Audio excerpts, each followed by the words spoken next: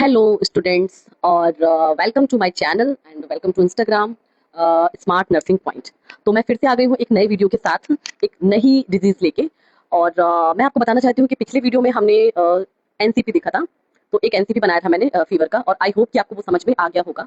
तो अब मैंने आपको पहले बताया था कि जैसे एनसीपी बनाते हैं, अगर आपको डिजीज की सिम्टम्स पता होंगे तो आप एनसीपी बना पाओगे, लेकिन जो सेंटेंस है वो आपको खुद बनाने पड़ेंगे। पर पैटर्न सेम होता है, सेंटेंस आपको खुद बनाने पड़ते हैं। जैसे कि हम हिंदी खुद लिखते हैं, ऐसे ही हम बात को, अपनी बात जो हम कहना चाहते हैं उस बात को हम इंग्लिश में लिखेंगे।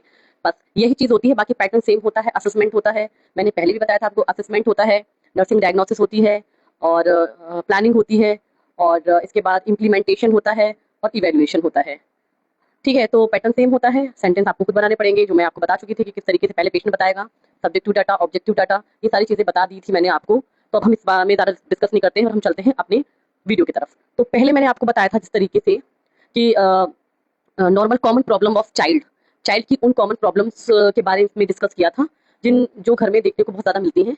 और चलते फिरते, उठते बैठते, खाते पीते बच्चे वो प्रॉब्लम्स का शिकार बनते जाते हैं। तो उन प्रॉब्लम्स के बारे में मैंने डिस्कस करा था। इसमें पाइका भी एक प्रॉब्लम थी, पाइका, टिक्स और चाइल्ड अब्यूज एक्सेट्रा।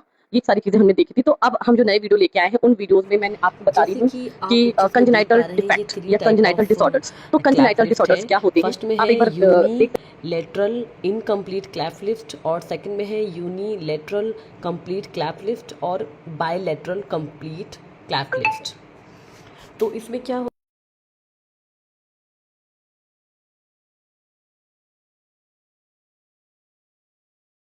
है वो है क्लैप्ट लिप्स। तो आप देख पा रहे हो कि पहली जो कंजेनाइटल डिसऑर्डर है, उसमें बहुत सारे डिसऑर्डर्स हैं। कंजेनाइटल डिसऑर्डर्स जो कि पेट से ही बच्चे में आते हैं, जो डिफेक्ट पेट से ही बच्चे भी हैं, लेकिन मैंने बहुत इजी डेफिनेशन निकाली है आपके लिए। तो अभी हम बताते हैं आपको। तो clapped lip is a congenital birth defect in which there is an opening or split in the upper lip because the tissues of the lip do not joint properly during fetal development। तो ये इसकी एक definition है, बहुत ही easy definition है, जिसका मतलब ये है कि क्लैप लिप एक जन्मजात प्रॉब्लम है, जिसमें चाइल्ड के अपर लिप में ककट या खुला हुआ रह जाता है, गैप रह जाता है, यह प्रॉपरली जुड़ नहीं पाता है। और प्रेगनेंसी के दौरान, फीटल डेवलपमेंट, प्रेगनेंसी के दौरान फीटल में डेवलपमेंट जब होता है, तो ये लिप के टिश्यूज जो होते हैं वो आपस में ठीक तरीके से जुड़ नहीं पाते हैं और ऐसे ही रह जाते हैं, जो कि मैंने आपसे पहले भी डिस्कस किया था। तो आई होप कि, मुझे लग रहा है कि आपको ये बहुत इजीली समझ में आ गया होगा। तो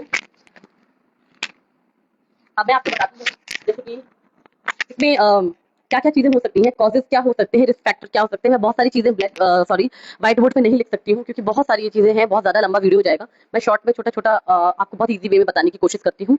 तो इसमें क्या है कि जो कॉजेज, रिस्क फैक्टर है, तो रिस्क फैक्टर और कॉजेज क्या है, क्या कारण हो सकते हैं, क्या रिस्क फैक्टर हो सकते हैं। तो क्लेफ्ट लिप जो एग्जैक्ट जिसका कॉज है, वो जेनेटिक एंड इन्वायरमेंटल फैक्टर भी हो सकता है कॉम्बिनेशन में। मतलब कोई जेनेटिक्स डिसऑर्डर, मतलब हमारे जीन्स में होगा, जेनेटिक्स होगा, कभी किसी को होगा, तो आपको देखने को मिल सकता है। या फिर इन्वायरमेंटल फैक्टर, आप किस इन्वायरमेंट में रह रहे हो, किस तरीके से आप खा रहे हो, पी रहे हो, पानी, वो ये सारी चीजें जो इन्वायरमेंट में बहुत ज्यादा इंपॉर्टेंट होती है एक बच्चे के लिए, एक प्रेग्नेंट लेडी के लिए, तो वो आपका इन्वायरमेंट कहता है। तो ये फैक्टर भी एक हो सकता है।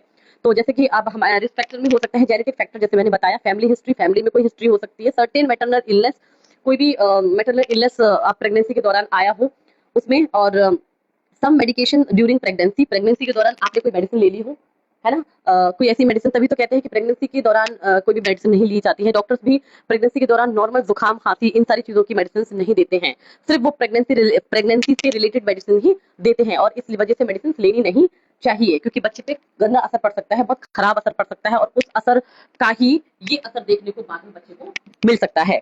तो और पुअर मैटरनल न्यूट्रिशन, पर्टिकुलरली आप पर्टिकुलर पुअर मैटरनल प्रेगनेंसी में पुअर डाइट ही लें हमेशा। प्रेगनेंसी में आप पुअर डाइट ले रहे हो, अच्छी डाइट बिल्कुल भी नहीं ले रहे हो, जिसकी वजह से कुछ ना कुछ चीजें रह जाती हैं, कोई ना कोई, जैसे कि आपने प्रोटीन नहीं लिया, कार्बोहाइड्रेट नहीं लिया, आपने फॉलिक एसिड नहीं लिया, और आपने विटामिन नहीं लिए, और आपने कैल्शियम नहीं लिया, विटामिन डी नहीं लिया, और प्रॉपर आपने इम्यूनाइजेशन नहीं करवाया। बहुत सारी चीजें होती हैं